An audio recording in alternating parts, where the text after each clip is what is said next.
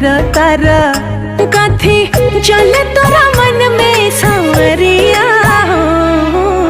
हटे हटावाले ना हटे नजरिया हो जनमा रे जान हो मधुन कलर सरिया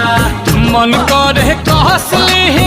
भरिया कवरिया हो जनमा रे जान हो मधुन कलर सरिया।